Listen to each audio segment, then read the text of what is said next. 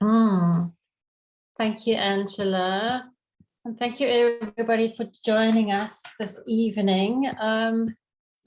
We hope that there isn't too much confusion about the time zones. We've really been challenged by this internationalization of time zones and which time zone in the world are we in summertime, in wintertime, and in other times. So we're hoping that this all works out pretty well for everybody.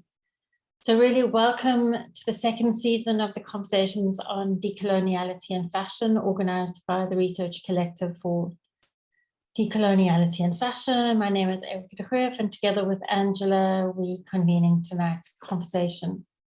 So just to recap that the series has really been an experiment with alternate knowledge creations and exchange through the communal, the conversational, and through interdisciplinary engagement. So we invite you to join in listening and in conversation. So we'd like to remind ourselves to be respectful of each other's feelings, opinions, and learnings, but also our collective and individual unlearnings. And so this evening, we're going to have about 30 minutes that we'll record. Again, we'll then follow that with a breakout session, and then following that, a kind of roundtable discussion.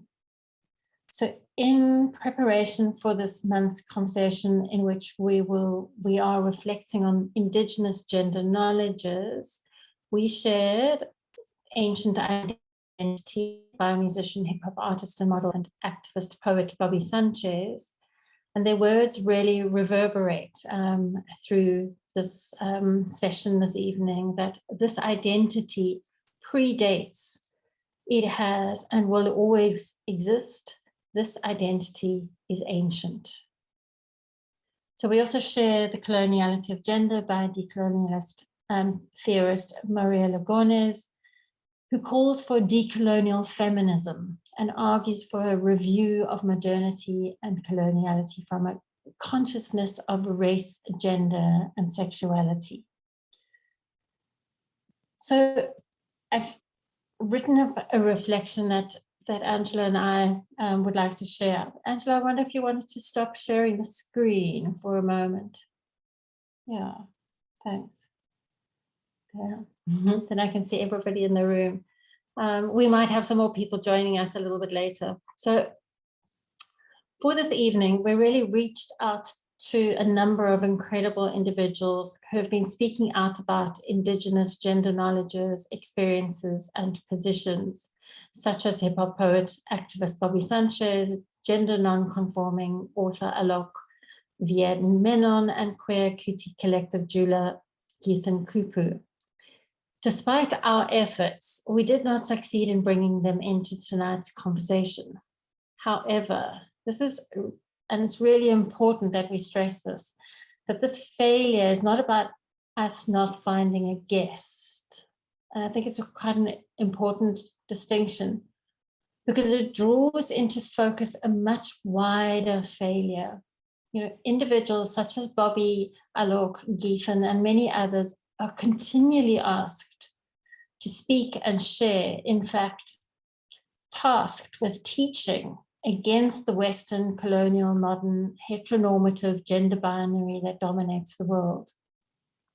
In the same way, people of color working in activist organizations such as Black Lives Matter, as well as those simply working with friends or in classrooms or even in nightclubs, are also tasked with the need to educate, to inform, to explain, to unpack different positionalities. They are confronted by the need to do so, but also the responsibility to be the teacher, to help undo the damage of racism, gender exclusions, coloniality, bias, etc. So not finding a guest also meant that Angela and I really had to grapple with what it was we were aiming to facilitate with these conversations. We do not share these works in this evening session, these voices, these messages today to promote the individuals or to use their voice for our purposes or to engage with their contributions in their absence. What we're highlighting and proposing today instead is another kind of set of questions that we're asking ourselves, but also want to share that set of questions that we can hold whilst sharing time in the company of the contributions we will be viewing together this evening. What does it mean to host voices or narratives or people who have for so long been marginalized, disavowed, and even their efforts made at their erasure? So what we're asking is, how do we create space for more pluriversal relations or understandings of others? How do we create that space? How do we engage with absence? And then how do we share in the unlearning? How do we share that responsibility? So I mean, it's quite an opening up. So we're creating the space for their voices to be heard collectively. So we've chosen, and this evening, so Angela will be sharing a set of video recordings. Bobby Sanchez speaking about hair is culture. Mani Chakabi, who talks about two-spirit identities. A Place in the Middle, which is Hawaii's transgender curriculum discussion. Presentation from Mexico about third gender, and then ending with Alok Menon's On Fashion's Genderless Future. So it's a series of voices. So we've just brought them together as a series of voices to share and listen. So this will be about 30 minutes that we're welcoming their knowledge into the space. And then following this, how do we then continue to carry that responsibility, that it is not their responsibility to do so, but ours to kind of unpack what does this leave us to do in the process of listening. So we invite you to listen with us as a radical act. So Angela, I think we'll share. Thank you, Erica, for this beautiful introduction. I couldn't have worded better. So yeah, let's first then start by hosting these voices, and then we can, I think we'll stay together since we're a small group, and then we can join together in reflecting. So I'll just play them one after the other.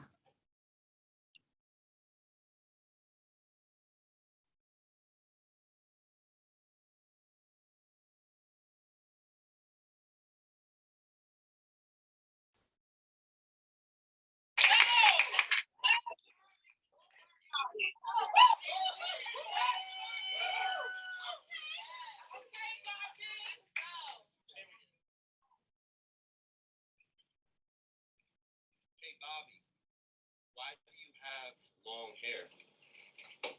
Hey Bobby, are you a boy or a girl? Hey Bobby, why do you wear earrings? Hey Bobby, you don't have to explain your culture. You are native. You are Kwadiwadami, two-spirit.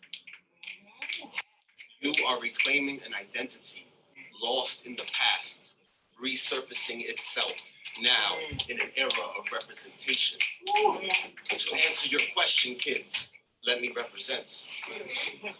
In order to reclaim roots, you must first rip them out of the soil, transplant them, water them, sing in your native language to them so they speak Quechua.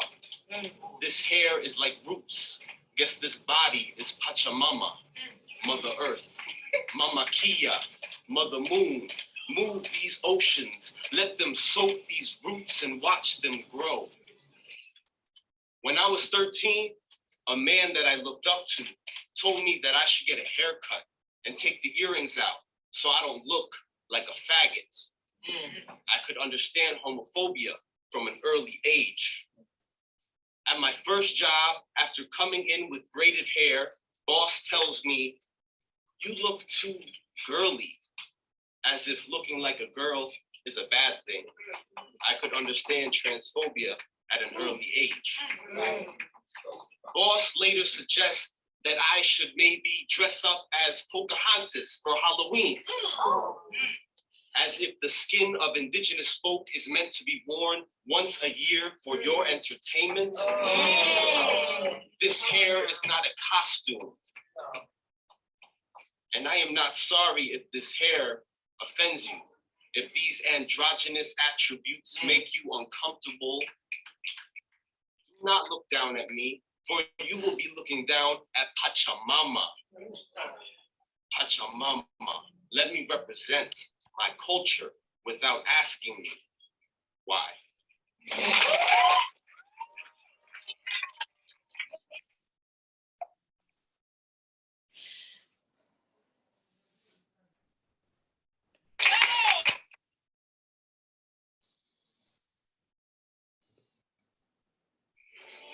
Manishikabe and this Nikas. When I was born, and I was about 4 years old, my grandmother told me I was a two-spirit child. I was a two-spirit child, and that I was going to have a hard life when I grew up. But I didn't know what that meant. I never know what two-spirit meant, just even that word, until I got older and older. But I knew I was different. And when they tried to dress me up in little girl clothes, I couldn't stand the little girl clothes. Nobody told me that. I just didn't want to be one of those people. Once I got older and I understood.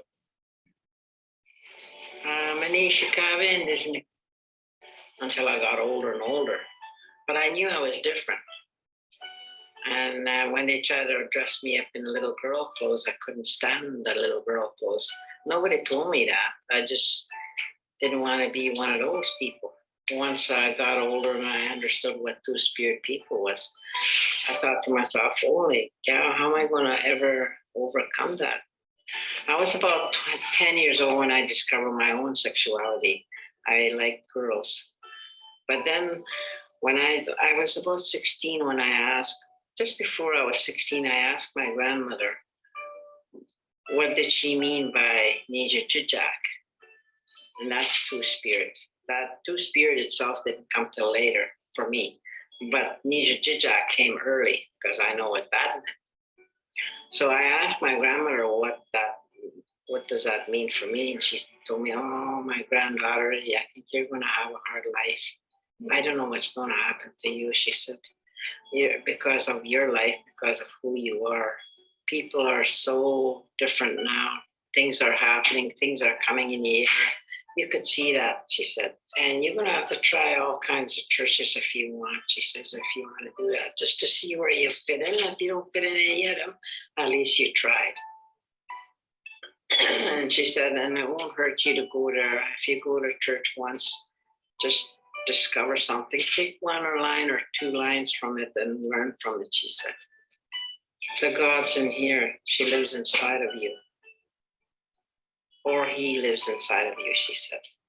And that's who you are, she said. Nijijijak, you have two of them that lives inside of you, a male side and a female side. And you're going to have a hard life. And you have to listen to your heart and your mind and your tummy. When all that comes together, the 3 roads is your journey, she said. You're born with 2 spirits. And you will know when you're born with that, because you'll know when you're born, when you'll know you're different. That's when you know who you really are. Mm-hmm. And one of the things you can do is ignore it and not pay attention to it. Or you can just start accepting that part of you and start learning from it. And then being two-spirit, we're born that way. I mean, way back, like my grandmother used to say, way back 7 generations, after 7 generations, she's been told that two-spirit people exist with the First Nations people. And they did not say, oh, there you two, you're living together, shame on you. They didn't say that. She said they loved each other. And the rules of two-spirit people had rules. Their rules was never to let the fire go out in the village. And then the other one was to learn things from the other elders. Elders would take on take on the two-spirit person and teach them how to be in this, what they should learn about which one is going to be a medicine person, which one is going to be a healer, which one was going to be the visionary person, and then which one was going to be the one that's bringing messages from the Great Spirit when they go out and they're back to mother's womb and stuff like that. And also, just those were our jobs. We were supposed to learn everything what other people were learning. Mm-hmm. And our duties was to do those things. And then they were regarded, very highly before. They were accepted as special people with gifts. And they didn't make fun of them, because some of them would be the parents of the kids that didn't have no parents. So my message to all the two-spirit people, or the ones that feel like they are, your job is to look after yourself and then look after other people. And do not let anybody tell you different. I don't let anybody tell me that anymore. I don't let anybody tell me I'm proud of who I am. I don't care what they think of me. No $1 million is going to convince me I'm not a two-spirit person.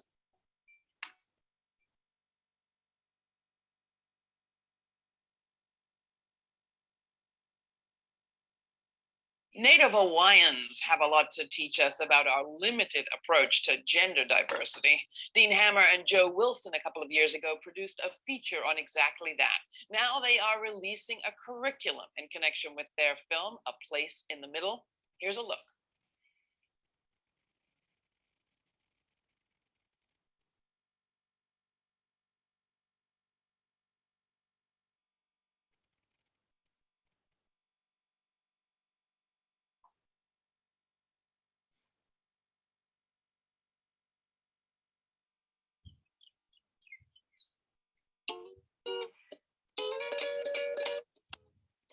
Sometimes Kumu says, oh yeah, I have more kana inside than most of the kana. And some kana have more wahine than the wahine. Some people don't accept it. They tease about it, but I wouldn't care at all. Because I'm myself, other people are themselves.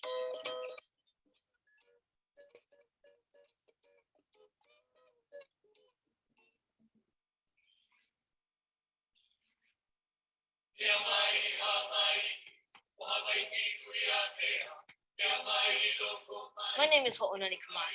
I was born in Hawaii 11 years ago, where my ancestors have been here for centuries. They came on big voyaging canoes over thousands of miles of ocean. Despite their isolation, they built up an amazing civilization with its own language and culture and philosophy. Hawaii has changed a lot since then. Many of the old ways have been forgotten, but there are still a few places that are trying to keep the ancient traditions alive. This is one of them, my school. I know it doesn't look like much, but for me, it's a very special place. That's me, and that's our teacher, Cool. That's the old me, before the transition.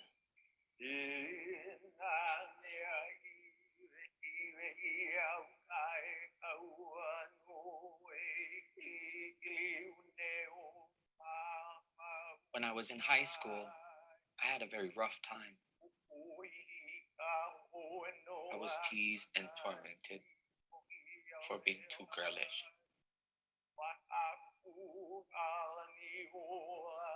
But I found refuge in being Hawaiian, being Kanaka Maoli.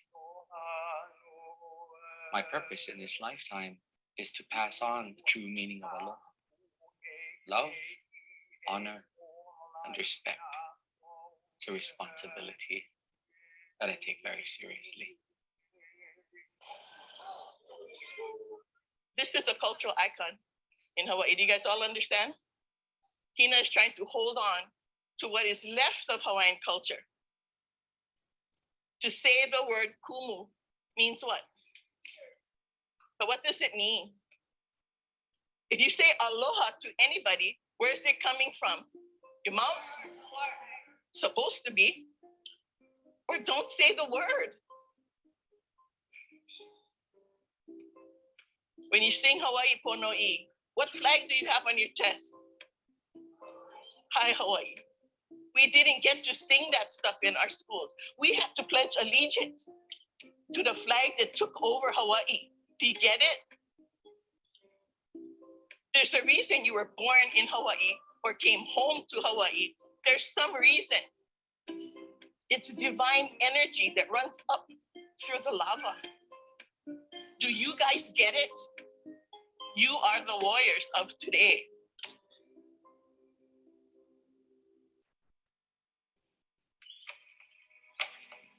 Before the coming of foreigners to our islands, we Hawaiians lived in aloha, in harmony with the land and with one another. Every person had their role in society, whether male, female, or mahu. Those who embraced both the feminine and masculine traits that are embodied within each and every one of us.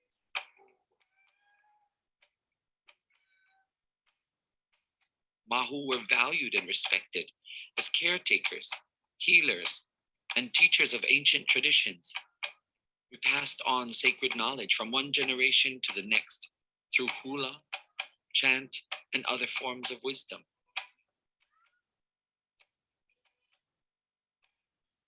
When American missionaries arrived in the 1800s, they were shocked and infuriated by these practices and did everything they could to abolish them.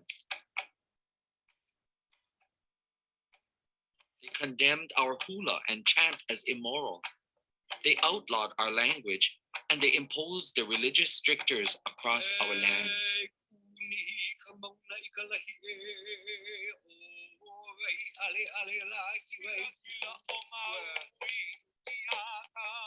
But we Hawaiians are a steadfast and resilient people.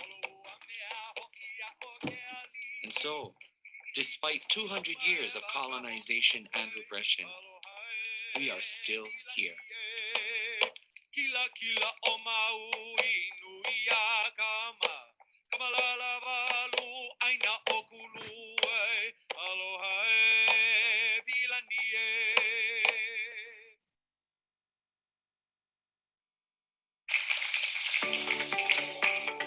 My beauty is so tremendous, it has to be edited out of magazines and movements, whitewashed from history, evacuated from sermons, streets, and schools just to prove that it does not exist. My beauty is so tremendous that they try to confine it, build health and science, fashion and finance as gates around it, but my beauty, you can still peek through and see it. My beauty is so tremendous, there are no words for it, or rather the words, they're too ugly for my beauty. My beauty is so tremendous that they had me believe for so long it was not there. So when I finally found it here, and all the places I was taught to hate here, and my body not theirs, I finally figured it out. My beauty is so tremendous that the men will have to kill me for it, but my beauty will still be there when I am gone. My beauty will still be here when I am gone. Hello, my name is Alok, and there are many words that I could use to describe what I do, but I'm currently in a polyamorous relationship with all of them, and we're still very much in the process of figuring out our shit.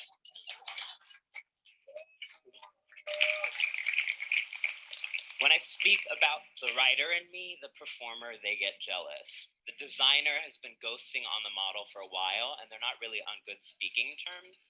Yes, this is my roundabout way of letting you know that I use the gender-neutral pronoun they and them. I do this for several reasons, one of them being that I absolutely adore hearing from complete strangers how you care more about the English grammar than actual humans for whom this courtesy could go a long way in making our lives a little bit less exasperating. Contrary to popular opinion, I am not a man in a dress, or rather, you're only allowed to call me one if you also refer to me as a lady when in slacks. When people ask me if I'm a boy or a girl, I usually respond, no. But what I can tell you is that my 5 o'clock shadow is a built-in contour, and my bountiful body hair is a testament to the fact that I am so fabulous that my body found a way to accessorize itself. I come from a legacy of people with such tremendous beauty that they were criminalized for it. In colonial India, the British used to detain anyone they read as a man wearing female garments. In New York City, where I currently live, police officers would strip search gender nonconforming people to determine what their actual genders were. These laws were referred to as the 3-article law, meaning that we had to wear at least 3 articles of clothing associated with our assigned gender, otherwise risk being thrown in jail. Sometimes the police would just invent laws in order to criminalize us. One time, Sylvia Rivera went out just wearing makeup in public, and they still put her in prison. The charge read, female impersonation from the shoulders up. Even though they knew that they would be persecuted for it, my ancestors continued to go outside wearing whatever they wanted. When a law has no basis in justice, it is not being defied. It is merely irrelevant. When they would get out of jail, they would dust off their heels and go right back out. At their heart, cross-dressing laws were about restricting the mobility of gender nonconforming people, ensuring that we were always kept in our place outside of public view. This legacy of keeping us on the margins continues today. We are usually invited to stages like this to entertain you, rarely to educate you. The sad truth is that it's easier for people to regard who I am as a costume, not a human being. What if I told you that cross-dressing laws, they never ended? That 50 years after the Stonewall Rebellion, I still can't walk down the streets of any major global city without fear of being bashed. Every day I have to make the impossible choice between authenticity and safety. When I step outside, people laugh at me and take photos without my consent. I'm routinely insulted, spat on, and pushed. I constantly fear physical and sexual violence. I can't even post a photo of myself online without having hundreds of people telling me that I'm a disgrace who deserves to be exterminated. Invisibility is a political project. Disappearance is a calculated strategy. What you don't see says as much as what you do. The fact that I'm often the first person who looks like me that people have encountered speaks to how there's an orchestrated effort of hundreds of years to remove our image from the public imagination. They say that there are only 2 genders, but what they don't show you is the work that they do to erase those of us who defy this cultural myth. They've done such a good job of it that people continually mistake us as new, even though we've always been here. So many people tell me that my life would be easier if I just tried harder to pass as a woman or a man, but why should I have to change my appearance to make other people more comfortable? Why is the onus always put on us and not the people who are actually attacking us? I come from people who chose to be visible even when it was hard, precisely because it was hard. Because at a fundamental level, they understood that the reason that they were being persecuted was because they were so powerful. I remember Stephanie Yellowhair, a Native American trans woman, who after being mocked by the police for her clothes and makeup, looked at them straight in the face and said, "Excuse my beauty. Excuse my beauty. The reason we are so ruthlessly hunted is not because we are wrong. It is because they think that they are right. There's a difference. It is because we are so beautiful. Beauty is about being yourself, a fierce commitment to individuality, even in the face of political and social repression. Our beauty cannot coexist with the lies that they are living because we reveal that it is not we who wear the masks. I repeat, it is not us who wear the masks. They accuse us of masquerading as something we are not, but tell me, what do you call having to repress your creativity, your individuality, your autonomy, and your agency in order to be accepted? Conformity requires us to minimize our differences for the greater good. We fear that if we don't conform, then we'll be abandoned, but there is no loneliness like having people only see you after you've erased yourself. We should be able to look like whatever we want without fearing persecution. We should be able to wear whatever we want without fearing violence. We should be able to decide what clothes mean to us and not the other way around. People tell me that I am brave for being myself. I am not. Frankly, I am terrified and exhausted. but I keep going anyways because I believe that it shouldn't require bravery to do something as simple as being yourself. Believe me, I've done incredibly brave things. One time I paired yellow boots with a red jumpsuit. But being me, that's not bravery, it's honesty. So let's be honest. Let's stop congratulating people for being the first and instead question what made their journey so difficult to begin with. Rather than focusing on our courage, let's redirect the conversation to their complicity. It is easier to expect us to be resilient than it is to remove the obstacles that make it so impossible for us to live. A few years ago, I was offered my first cover of a major magazine. They told all the models to wear an everyday outfit, so naturally, I put on a completely recreational, functional 6-inch heel and a pattern dress so bold it would make even your most rambunctious substitute teacher blush, okay? And when I tell you I was posing like if the world were to end in that very moment and that all that remained was my cover. My pose would single-handedly have redeemed all of the human race for all of its tragic fashion choices. As we were taking a break, I heard the photographer whisper to the editor, "Do you want the best photo or do you want the politically correct photo?" Next thing I knew, I was dismissed early. I did not end up appearing on the cover. People want the aesthetic of diversity, but they don't actually want us. I am not an idea. I am not a symbol. I am not a prop. I am a person. And if you really cared about us, you would listen to what we had to say. Here is what I have to say. From a young age, we have been misled to believe that random and arbitrary articles of cloth, textile, color, scent have a gender. They do not. They become gendered as part of a political project of making the Western gender binary. Because of this, we repress our own creative expression, limit our aesthetic imagination, and confine our potential beauty. Some of us don't wear skirts or lipstick because we've been told that they are feminine, and that to be feminine is to not be masculine. Some of us do not wear ties because we've been told that they are masculine, and to be masculine is to not be feminine. We rehash contrived and monolithic images of masculinity and femininity, which at this point have become so flat, it's like soda that's been in the fridge for centuries. And that's not fashion, darling, it's a farce. Every article of clothing should be for anyone who wants to wear it, regardless of their gender. Casting, marketing, and sales must reflect this value. The time has come for us to completely degender the fashion and beauty industries. I'll say that again. The time has come for us to completely degender fashion and beauty industries. We must do this.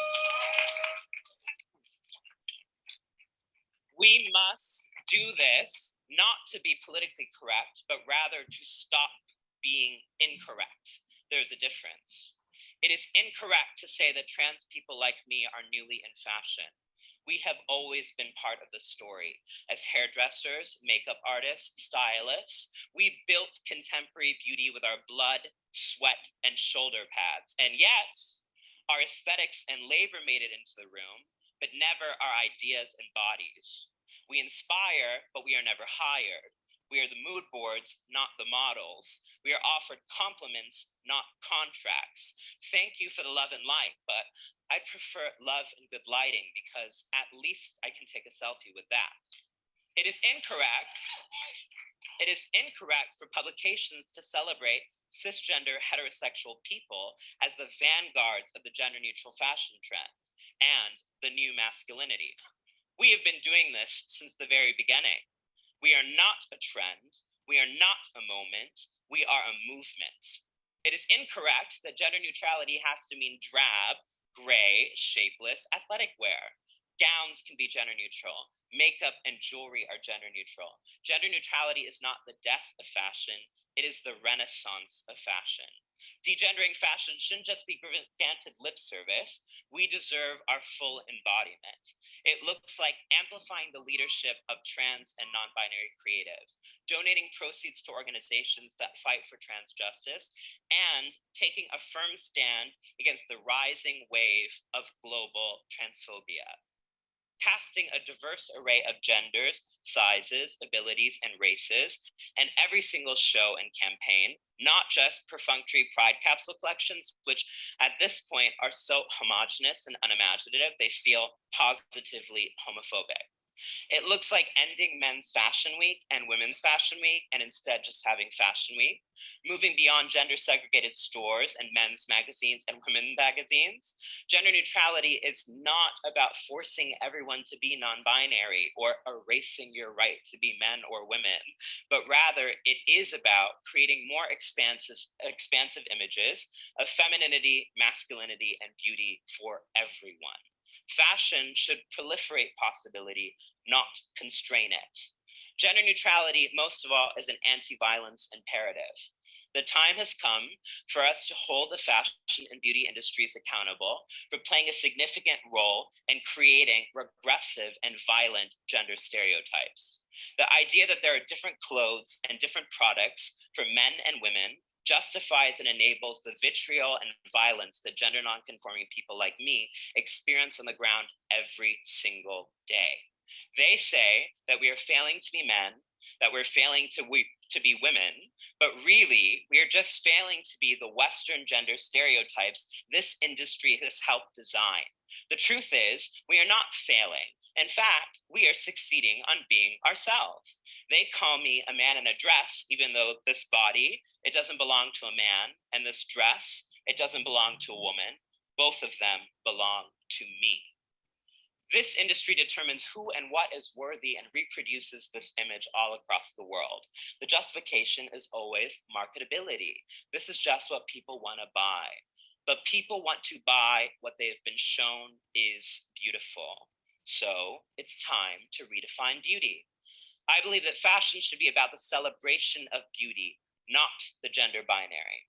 I believe that the gender binary is an obstacle to beauty, one that holds us back from truly innovative design. Clothes are so much more than masculine or feminine. They are emotional, elegant, poetic. I know this firsthand. I got tired of being harassed in stores while shopping and no brands be willing to dress someone like me, so I started to design my own clothes. I have created and modeled 3 gender-neutral fashion collections over the past few years with my colleagues in India. I wanted to offer an example of what it looks like to create clothes for people, not just men or women. Non-binary design isn't just the future, it is our past and it is our present. With little to no institutional support or recognition, queer designers and creatives like myself have been moving beyond the binary, and now the time has come for this industry to take our lead. The question ahead is whether this industry will choose to partner with us or instead commit to remaining irrelevant. Excuse our beauty, our tremendous, tremendous beauty. Thanks so much.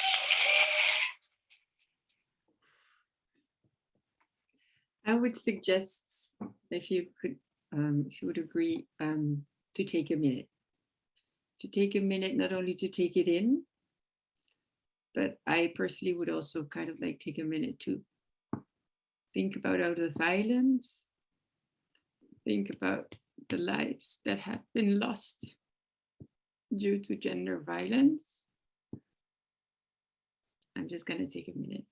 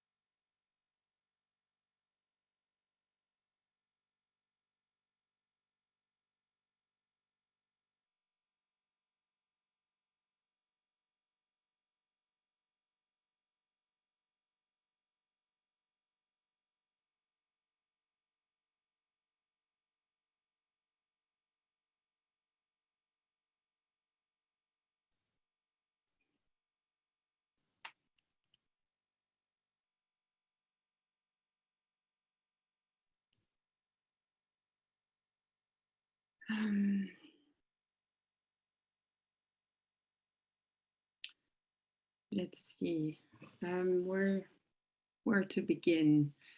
I mean, as I said, this topic was inspired by Bobby Sanchez, but I think, yeah, the more I started kind of like looking into the topic, and the more stories that I came across, I started talking to Erica about it, how we could host the topic. And as Erica already explained, by not finding a guest to reflect on the topic with us, it also made us realize what it means to invite a guest to talk about the topic of how they then are asked to represent, but also, as Erica was saying, to educate. But so at the same time, we were questioning ourselves, how can we meet? How can we host? I think that is the term that we have come the closest to. It's a term or a concept that Fabian Barba, who is an Ecuadorian dancer, introduced when he talks about a decolonial way of listening. So listening is not only an absence of speaking, but it's actually hosting difference, hosting the other. So I think that is an alternative to this idea of the responsibility of having to educate others in that difference, but much more how we can become conscious of our differences through each other, and how we can host those differences. But also, I think is particular with this topic is how to host the violence and the pain. As Rolando, I think, would say, we're all implicated.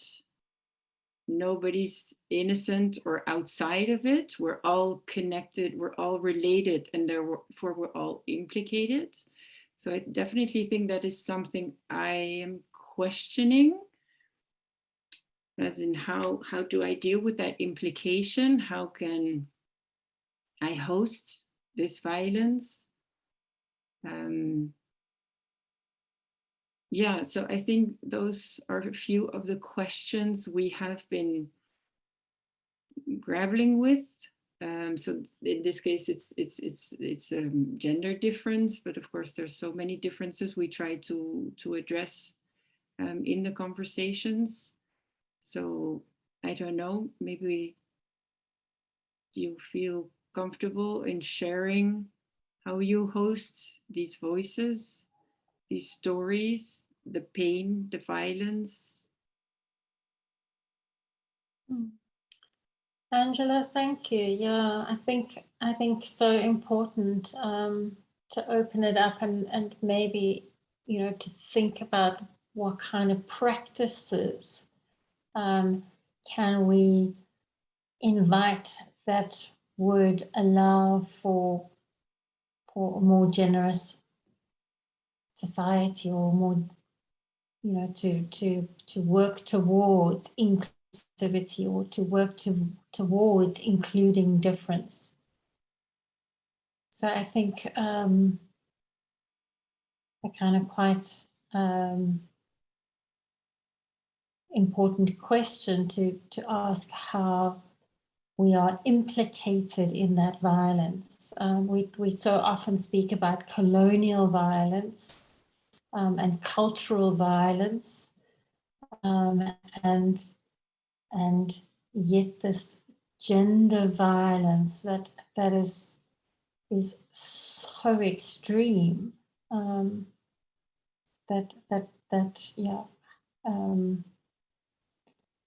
in ways that we need to start to question for ourselves. So perhaps maybe to stop the recording then, I think we can just